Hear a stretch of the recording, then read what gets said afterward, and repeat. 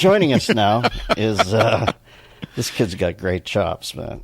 When was he not funny on that show? I mean, he's like Spade. Spade always comes in and they set it up on the tee, and Spade just clocks it. And Perry striped it for years over there. He's got a new sitcom now, Mr. Sunshine. It premieres tomorrow at 9:30, 8:30 Central on ABC.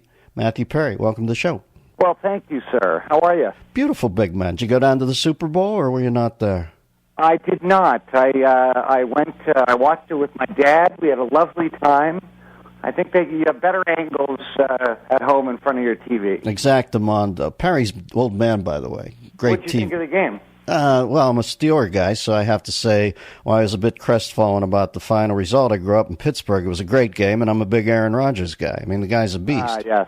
He could have thrown for 450 yards if people had been holding on to the rock. It was unbelievable. I know. It's pretty cool. It's good that Super Bowls now have become sort of good games. I know. We had a decade there where it went to hell in a handbasket. Yeah, they used to be terrible, remember? Yeah, and now, well, I like it when a guy has his moment, and Rodgers was being summoned to the altar. It was like his moment, and I like guys who step through it and seize it, and God, did he stranglehold that. Hey, Matthew, we got Mr. Sunshine. It premieres tomorrow, 9:30, 8:30 Central on ABC. Tell us about the show. Well, the show is called Mr. Sunshine. It takes place at a huge entertainment arena, sort of akin to Madison Square Garden or the Staples Center. The place is called the Sunshine Center. And I play a guy named Ben Donovan who is turning 40 when you meet him. And he's been sort of, I don't know if you can relate to this at all, but sort of solipsistic, thinking about himself his whole life. And something happens in the pilot that teaches him that maybe if he's nicer to people, he may be a happier guy. So that's the story of my character, and it's an ensemble workplace show. And I wanted it to be in an arena because I'm sure you know this, but if you go online to like Madison Square Garden and click events, you'd be very surprised at what they do on the off nights there. An eclectic brew, as it were, right? Sorry? It's an eclectic brew of things. Yeah, no, it really is. You've got, like the New York Rangers one night, and then dog shows. I know. So it's a move. Smurfs on ice and lingerie football. That was one of my favorite weeks, actually. Well, that's a beautiful idea, Matthew. It's a movable feast, then, for an actor. You could essentially, the ensemble can work tightly in the midst of a changing tableau. That's a smart idea. Yeah, no, it's nice. And the idea that 18,000 people show up every night. So, what could possibly go wrong? Chaos and hijinks ensue. Exactly. Well, listen, it has to be daunting. I remember reading a story once about Buzz Aldrin. He came back from the moon, and the next thing he knew, he was selling Diatzes on the late shift outside Tempe. People busting his balls about the undercarriage Bardol package, and he had a nervous breakdown. And I'm saying the moon equivalent of a sitcom is Friends. And I was wondering, I don't know, it's a great deal of the cards, and obviously you stroked it out of the park, like Rodgers did a little, like we were talking about earlier. But is it daunting after? Were you just tired? Where was your head at when you split the scenery? It is daunting. When you're like, I've heard people talk about this before, but like when you're sort of in that white-hot flame of fame for that amount of time, and it ends, it's certainly an adjustment. And I did the thing that was so cliche. I just went, okay, well now I'm just going to be a drama guy. I'm only going to do dramatic stuff. I don't want to see any comedies. Mm-hmm. I'm just going to be like an important dramatic actor. And I did 3 movies, one of which I don't even think can even really be called a movie. And I decided to try to be funny again now. Yeah, but I remember seeing you something on TNT, the Clark story about the math teacher. Yeah, the Ron Clark story. Yeah, well, I thought you had great chops in that. But it is true, like Michael Keaton went away for a while, too, and he was always good at it, too, like you. But I remember thinking, My God, man, you're one of the best comedy guys on the planet. You know what I mean? I guess you got to go try the other things, but it is nice to get back to your original tempo. It's just like sort of this innate thing in us that we just, it's it's like Jordan going to play baseball. Right. Like, what are you doing, man? I know. You're hitting 202, baby.